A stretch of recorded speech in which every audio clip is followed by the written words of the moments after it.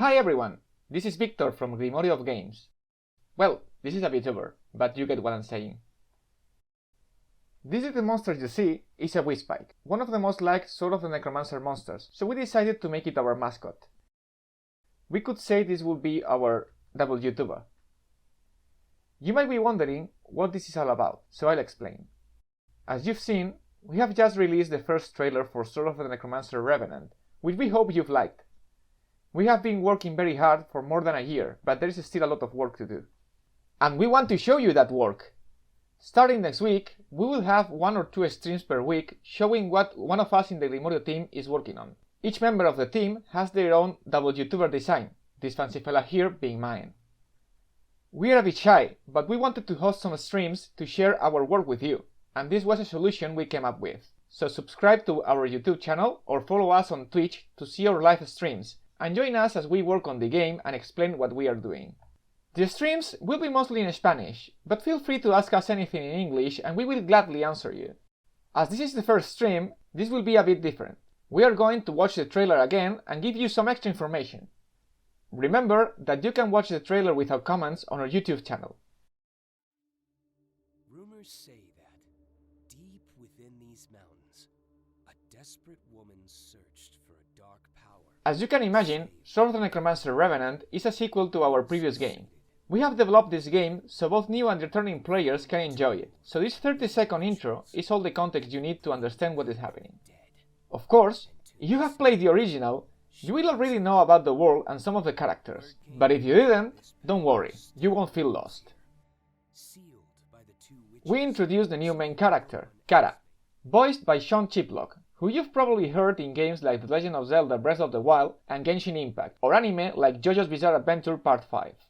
Kara is a wandering thief that raids tombs and crypts to collect treasures, and that's how he arrives at the Necromancer's dungeon.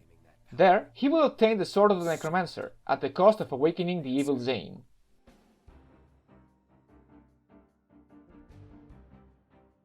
And that's how our adventure begins!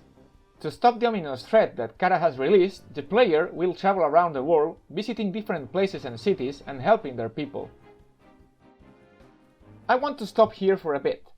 As you can see, we have made quite the jump from the top-down 2D we had in the original game to the third-person 3D game with a free camera we have here. But that's not the only difference. The combat system has become much more fluid and flashy, and you can perform different attacks depending on how much time you press a button. This allows you to do different combos, even lifting the enemies into the air and smacking them down. We listened to the feedback from Sword of the Necromancer, and now you can have many more items at once, even change equipment mid-combo. Consumable items like potions and relics that grant passive attributes no longer fill up an active item slot, and summons have their own submenu. On the other hand, you will lose one of the buttons for the jump, but I think you will feel it's worth it. One of the game's goals is to reconstruct the city of Euda, which will ring a bell to people who played the first game. Belle will be the one to assist you in that endeavor. Belle is voiced by Dani Chambers, a wonderful actress that has played roles in anime like Spy Family and The Ancient Magus Bride. With her magic, she will use the materials you bring to her to build houses and other buildings that will make Euda grow and have more features like farms, an inn to recover health, or a forge to enhance your weapons.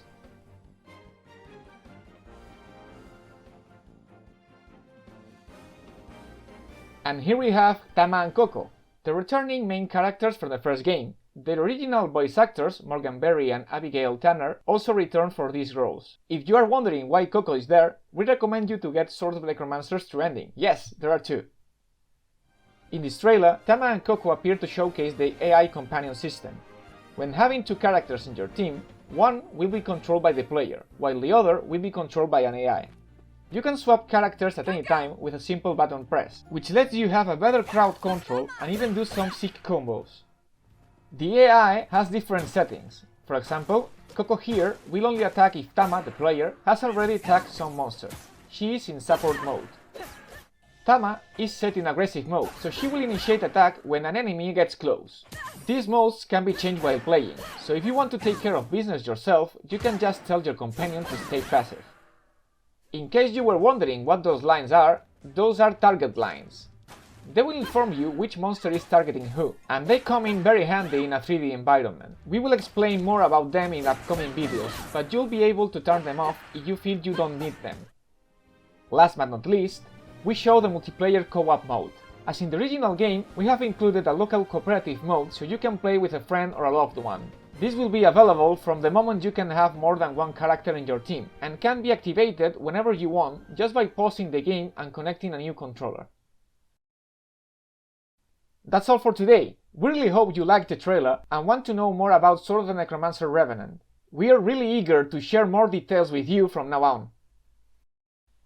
You can find us on Twitter, Mastodon, YouTube, and now on Twitch. You can also join our Discord server to chat directly with us. Thank you very much for your attention, see you next time, and please wishlist Sword of the Necromancer Revenant on Steam.